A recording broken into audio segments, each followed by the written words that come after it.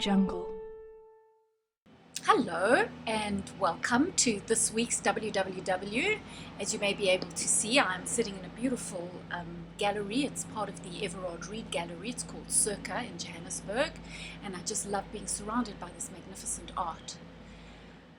Today I'm going to deal with the next super simple yet spectacular spiritual law, which is the law of forgiveness. Now, I don't know about you, but the idea of forgiving someone who has harmed me in some way has always been one of the unsexiest ideas I could possibly think of. Even the word forgive conjures up images of depressing, dusty, dark 12th century confessionals far removed from contemporary reality. And it just doesn't make sense. I mean, why should I forgive? It's like letting someone off the hook and giving them permission to go ahead and live an undeserved, wonderful life while I have to sit with the sometimes devastating consequences of their bad behavior. But what I now get is that forgiving someone else actually harms me. It sabotages my happiness. It's like drinking a little vial of poison every time you think of that person and hoping that they will get ill or somehow learn a lesson when in fact I'm the one that's ingesting the poison. Forgiveness is really, Debbie Ford used to say, it's a hallway between the past and the future, and it's the key to becoming complete with your past so that you can create a whole new future.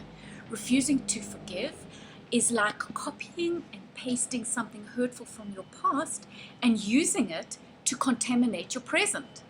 And really, blame and resentment just takes up so much of our head space, and it takes up so much of our heart space. And honestly, you need to ask yourself the question, does that person deserve to occupy that much of your precious psychic space? And now I do know it's not easy to do this, and trust me, I've had my fair share of resentments. But resentment really impedes my performance and makes my journey more arduous. I have noticed this very clearly, and I want to be clear. This is really not about validating someone else's actions. It's not about condoning what they did, but it's about being willing to expand your compassion and move on.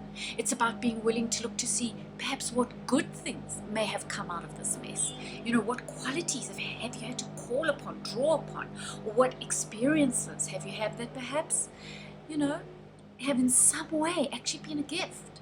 So if you are ready to just allow someone to have made a major mistake with you, or to have screwed up, to have been in their humanity and in their fear, and if you're no longer prepared to allow that to continue to ruin your life, then contact me so that I can support you to explore your most powerful self and set you free.